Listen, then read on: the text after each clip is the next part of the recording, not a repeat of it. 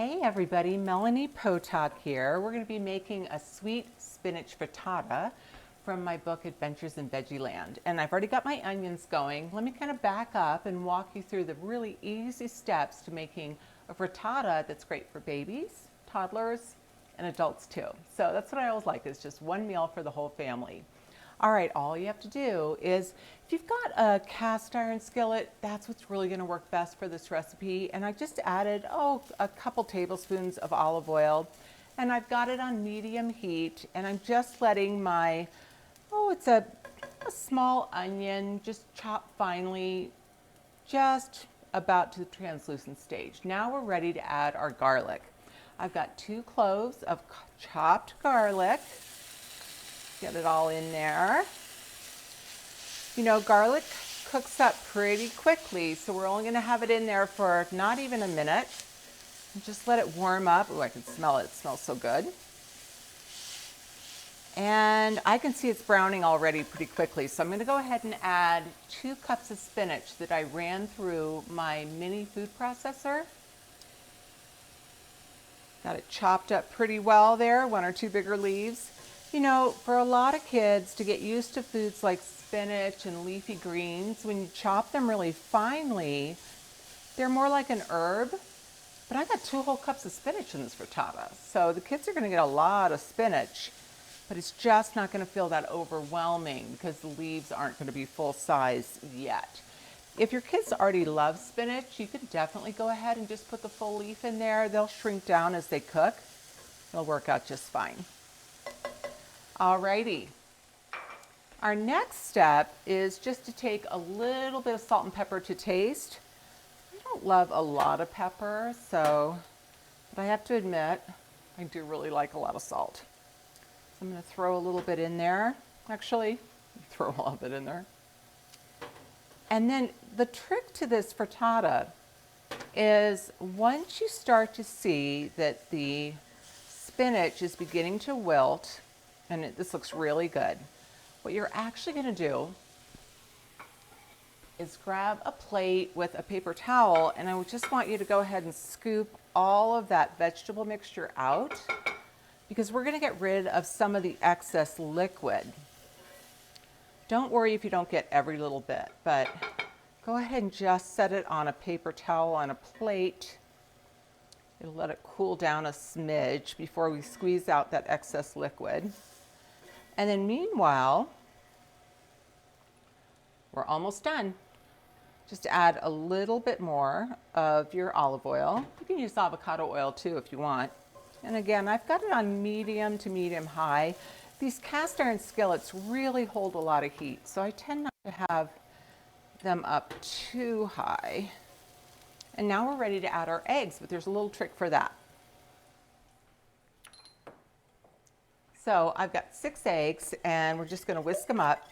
You know, if you've got even a 2-year-old at home, they can help you whisk eggs. Just make sure that you have the eggs in a pretty deep bowl or you're gonna have a real mess on your hands.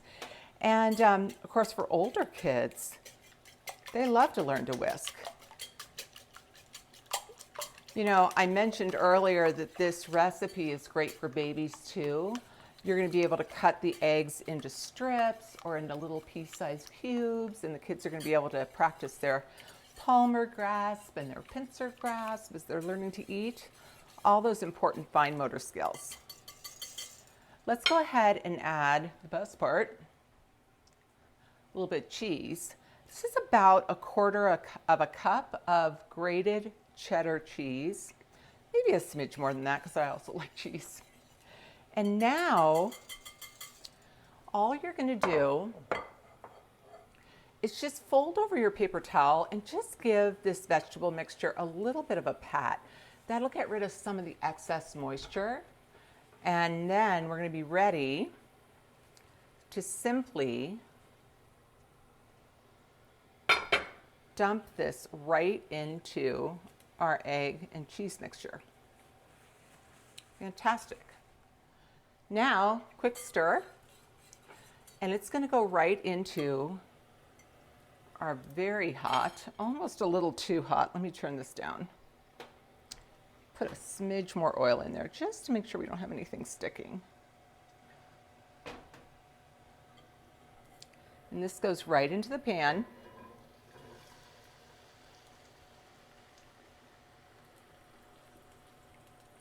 This is a rather big cast iron pan, so I might even give it a little bit of a nudge, just so that all the egg makes it to the very edge.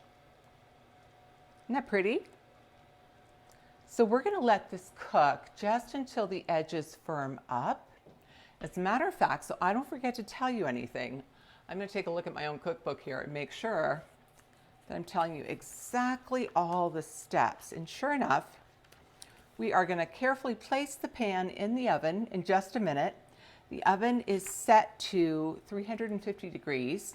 And then get this, it only bakes for about 8 minutes. And then we're going to take some assaggio. You can do a little bit of assaggio Parmesan blend if you prefer.